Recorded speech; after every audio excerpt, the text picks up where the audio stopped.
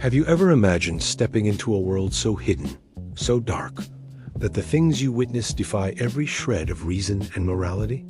Today, I am taking you inside a story most would never dare to imagine. A story of a man who walked into the deepest shadows of America's most dangerous extremist groups, fully undercover, risking everything, even his own identity. Before we dive in, make sure to hit that like button, subscribe, and share this story with anyone who believes in the truth that lurks behind society's facades.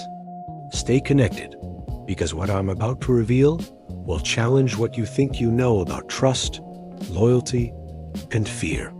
Scott Payne's childhood was not unlike that of many other boys growing up in small-town America, but with a subtle darkness threading through his world.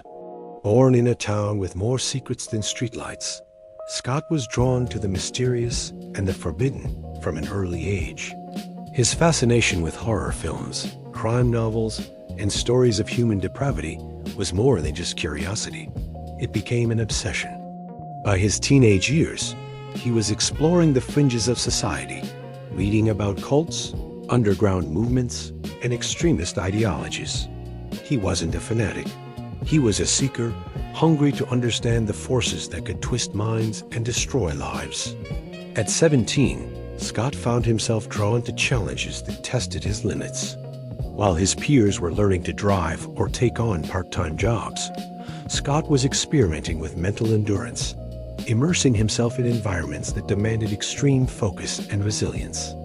Sleep deprivation exercises, complex problem-solving under stress, and simulations of high-pressure scenarios were his self-imposed training grounds. Little did he know, these exercises would later form the foundation for a career that would place him in direct contact with some of the most dangerous individuals in the country. It was during his college years that Scott's path collided with law enforcement. He was approached by a former FBI agent during a criminology seminar who recognized Scott's unique combination of analytical thinking and psychological resilience. This was the opening Scott needed. By the age of 21, he had begun the rigorous process to join the FBI, entering Quantico for the highly competitive undercover agent program. Life at Quantico was nothing short of brutal. The training pushed recruits to their physical and mental extremes. Grueling obstacle courses, constant surveillance simulations, intense psychological evaluations, and relentless role-playing exercises. Scott quickly distinguished himself, not through brute strength, but through observation, adaptability, and a calmness under pressure that his instructors described as rare and dangerous. Upon graduation, Scott's first major assignment came sooner than expected. The target, a notorious outlaw motorcycle gang with a history of violent crime, arms trafficking, and insurance fraud. To infiltrate this world, Scott adopted a new identity, a persona crafted meticulously over months of preparation. He spent weeks studying the gang's online presence, understanding their hierarchy, and developing a backstory that could withstand scrutiny. When he finally met them in person, he was tested not just physically, but psychologically, required to navigate suspicion, loyalty tests, and the violent dynamics of the gang's inner circle. Scott's integration into the gang was gradual. He began with minor tasks, running errands, delivering messages, and observing interactions. These small acts earned him trust, but the real test was proving himself during criminal operations.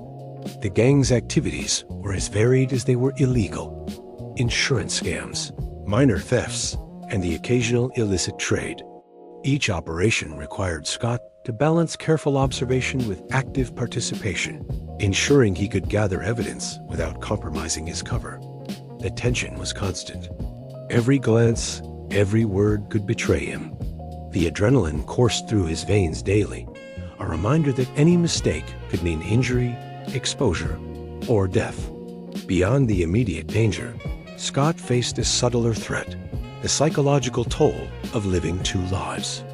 By day, he was Scott Payne, the law-abiding citizen. By night, he was embedded in a world governed by violence and fear. The mental strain was immense. Sleep became a luxury, Trust was a currency he could neither spend nor freely give, and morality was constantly challenged. He began documenting every detail meticulously: names, dates, locations, conversations, creating a record that would later prove invaluable to law enforcement. One of the gang's operations involved a high-stakes insurance fraud scheme. The gang had discovered a method to stage vehicle accidents to claim insurance payouts. Scott's role was critical. He had to record the conversations and actions without revealing his presence, while ensuring the operation proceeded without raising suspicion. Each move was a delicate dance. At one point, a misunderstanding nearly exposed him when a gang member questioned his loyalty. Scott's quick thinking, calm demeanor, and careful manipulation of the conversation deflected suspicion, earning him even deeper trust. Friendships within the gang, though born out of deception, were complicated. Scott learned to navigate camaraderie and suspicion simultaneously. He laughed at jokes he didn't find funny, shared personal stories he didn't have, and even joined in rituals and celebrations designed to bond members together. Each interaction was a test, each handshake a silent measure of loyalty. Despite the risks, Scott found a strange sense of purpose in the work. The closer he got to the gang, the more information he could gather, and the more lives he could protect from the threats these individuals posed. Yet, even as he gained trust, Scott remained vigilant. He observed the subtle hierarchies, the unspoken codes, and the power struggles that defined the gang. He noted the volatile tempers, the impulsive decisions, and the moments when violence could erupt without warning. His training kicked in repeatedly, helping him anticipate dangers before they fully materialized. Every day was a balance between immersion and restraint, between collecting intelligence and surviving the environment he had entered. Scott's first major breakthrough came during a late-night gathering where gang members discussed future plans that extended beyond petty crimes into organized operations with wider implications. This was a pivotal moment. Through careful recording and observation, Scott was able to capture actionable intelligence that would later lead to arrests and prevent several planned criminal acts. The experience cemented his reputation within the gang as a reliable and trusted member, while simultaneously providing law enforcement with critical insights into the gang's structure and operations. Through these experiences, Scott understood the duality of his existence. The friendships he formed were real in one sense, yet fundamentally based on deception. The dangers he faced were tangible, but the lessons he learned about human behavior, trust, and manipulation were invaluable. This delicate balance between the role he played and the truth he lived became the foundation for the more dangerous and complex assignments that awaited him in the world of extremist organizations. As the weeks turned into months, Scott's immersion deepened. Each mission, each interaction, and each observation sharpened his skills, building a psychological resilience that would be tested in ways he could never have imagined. He was no longer just a newcomer to the criminal underworld. He was a participant, an observer, and a silent guardian, ensuring that the shadows of society did not claim more victims than necessary. By the time Scott concluded his first major assignment with the motorcycle gang, he had not only collected crucial intelligence, but had also mastered the subtle art of survival under extreme psychological pressure. The success of this operation set the stage for what was to come: infiltration into groups far more dangerous, far more ideologically extreme, and far more unpredictable than anything he had encountered before.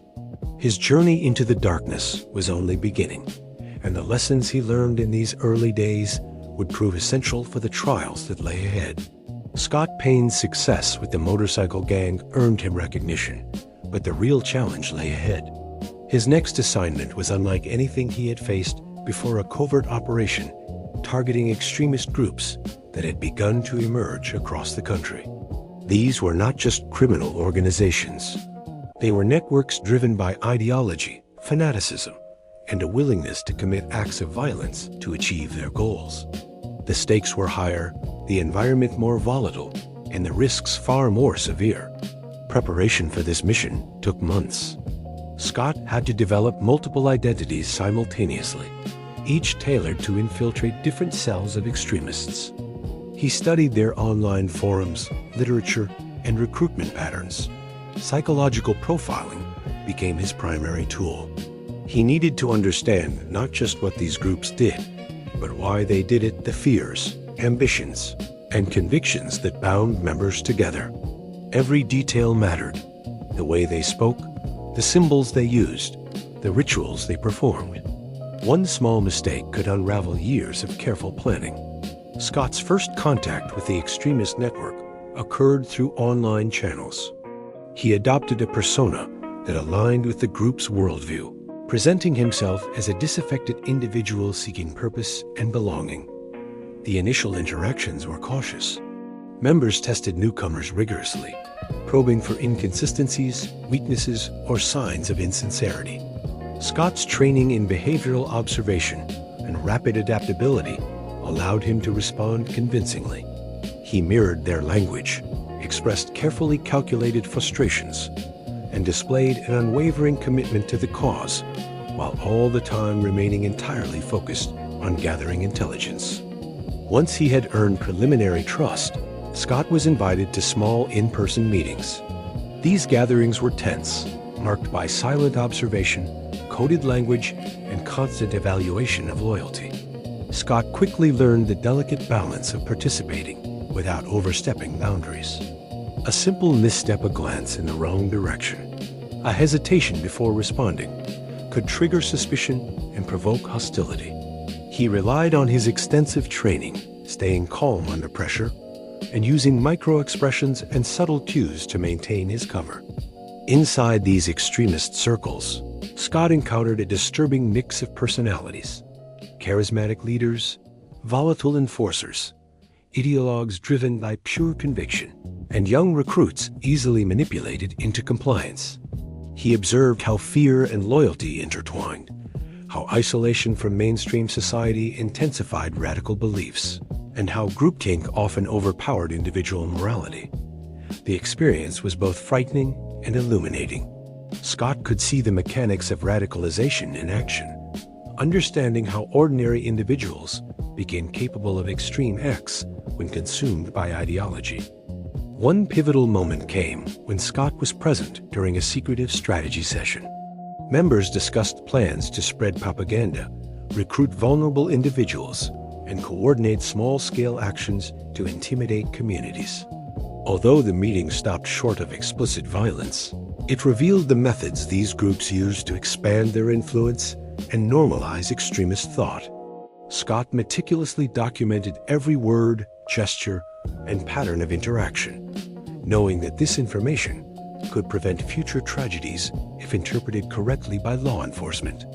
Living within these extremist networks took a heavy psychological toll. Scott had to absorb a constant stream of anger, paranoia, and aggression without showing any reaction. He learned to compartmentalize, mentally separating his real identity from the persona he presented. Sleep became irregular, meals were rushed, and his interactions outside the mission were minimal. Yet every hardship reinforced the importance of his work.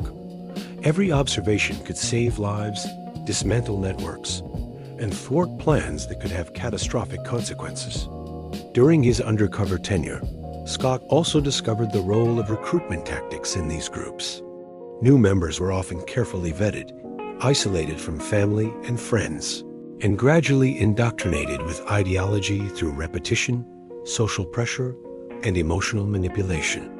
Leaders exploited vulnerabilities, offering a sense of belonging, purpose, and validation. Scott noted these methods in detail, understanding how ideology could override reason and empathy. This knowledge would later become essential in shaping strategies to counter radicalization and prevent recruitment.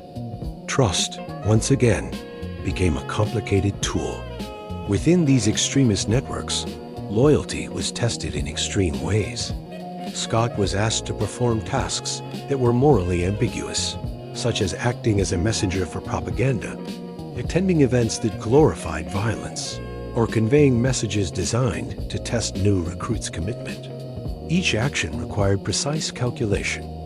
Participate enough to maintain credibility, but never cross ethical or legal boundaries that could compromise his mission or his conscience. Over time, Scott gained deeper access, attending regional meetings and even witnessing how local cells coordinated with broader networks. He observed financial channels, communication methods, and logistical arrangements that allowed these groups to operate clandestinely. This level of access was unprecedented, and Scott knew that any misstep could result in exposure. The pressure was constant, but his training, discipline, and meticulous preparation kept him functional, even as he navigated the unpredictable dynamics of extremist ideology. One of the most harrowing experiences involved a planned demonstration designed to intimidate a small community. Scott was embedded on site, documenting the organization and participants. He observed the silent cues that directed actions, the distribution of materials, and the methods of crowd control within the group. Although no violence occurred that day, the potential for escalation was clear. His reports provided law enforcement with actionable intelligence, enabling authorities to intervene preemptively and prevent the event from turning deadly. Through all these experiences, Scott developed an acute understanding of the psychological mechanisms that drive extremism. He witnessed firsthand the role of fear, isolation, and identity in radicalization, the ways ideology could override familial bonds, and the subtle interplay of charisma and manipulation. These insights were not just operational, they were profoundly human. Scott began to recognize the thin lines separating indoctrinated individuals from those still capable of critical thought, and he became increasingly focused on strategies to disrupt radicalization before it took hold. As the months progressed, Scott's integration deepened further, allowing him to access leadership circles and internal decision-making processes. This was the culmination of extensive observation, trust-building, and psychological insight. Every meeting, every conversation, and every recorded interaction added to a growing dossier of intelligence that would later prove invaluable in preventing acts of domestic terrorism and dismantling extremist networks. The line between reality and performance blurred. Scott's existence became a continuous performance, with no clear boundaries between the man he truly was and the identity he projected.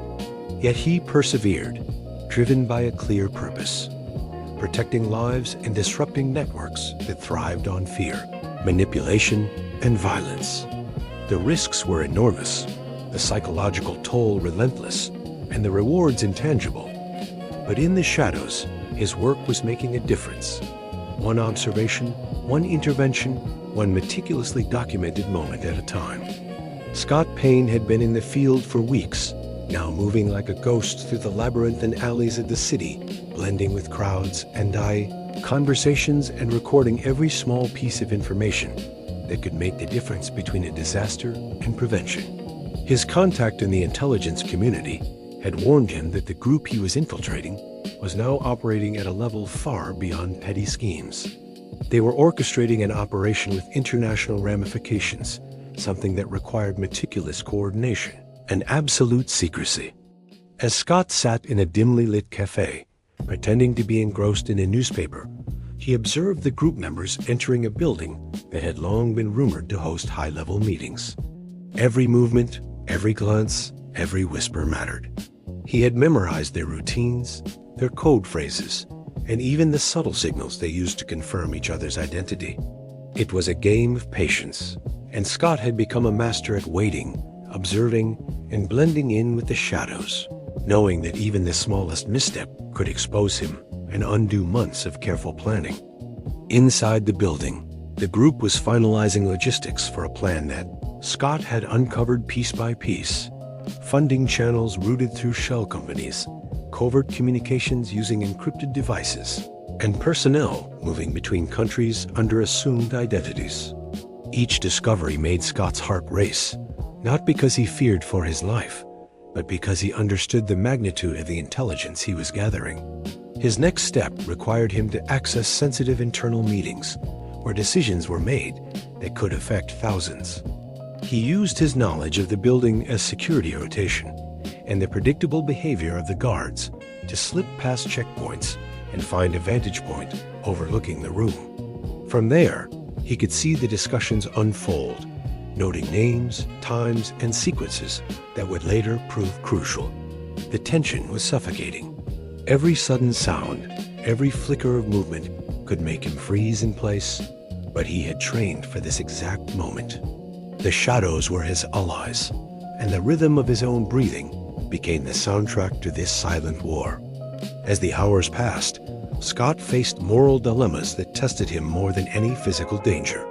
He realized that some of the information he had gathered, if revealed too soon, could endanger innocents unknowingly connected to the operation. He had to carefully decide which details to extract, which leads to follow, and how to prevent collateral damage while still fulfilling his duty. Each decision felt like walking a tightrope over a chasm of uncertainty. Could he trust the information he intercepted? Could he trust his own judgment when a single miscalculation could lead to catastrophic consequences? The psychological pressure was immense, and yet he stayed composed, relying on years of training and an acute sense of observation that allowed him to separate fear from logic. Night fell, and the city streets became a different world, quieter yet more menacing. Scott's final task required him to leave a set of documents in a dead drop that had been predetermined weeks earlier. The operation had reached a point of no return, and he knew that once the information reached the authorities, the dismantling of the group would begin. He approached the location with meticulous care, scanning for any surveillance or unexpected observers. The adrenaline coursing through his veins sharpened his senses, each sound amplified, each shadow a potential threat. When he placed the envelope in the hidden compartment, a sense of relief mixed with lingering tension. The immediate danger was over, but the impact of his mission was just beginning. With the group neutralized and critical information delivered, Scott finally allowed himself a moment of reflection. He thought about the countless hours spent in disguise, the silent observations, the deception, and the constant balancing act between duty and morality. He realized that intelligence work was not about glory. It was about patience, precision, and the ability to navigate complex human behaviors while keeping oneself invisible. The mission had succeeded, but it had come at a personal cost. Isolation, uncertainty, and the burden of knowing truths that few could ever comprehend. He had lived among shadows, seen the darkest intentions of people, and yet had preserved the fragile balance between chaos and order. As he walked through the quiet streets, Scott pondered the lessons that could be drawn from his experience. The importance of intelligence networks, the subtle ways human trust can be manipulated, and the delicate equilibrium of moral choices in high-stakes situations all painted a vivid picture of the unseen battles that keep society safe. These insights, though invisible to the public eye, were critical in understanding the world of espionage and undercover operations. Every careful observation, every calculated risk, and every moment of patience had contributed to a larger picture that, if ignored, could have led to disaster. Finally, he allowed a sense of closure to settle in. The operation had revealed the true scale of threats that often go unnoticed, and the vital role that unseen individuals play in maintaining global security. Scott understood that while the mission was complete, the work of intelligence was never-ending. Vigilance, strategy, and ethical decision-making were constants in a field defined by uncertainty. He thought of those watching his story unfold, encouraging them to imagine themselves in situations demanding courage, discretion, and resilience.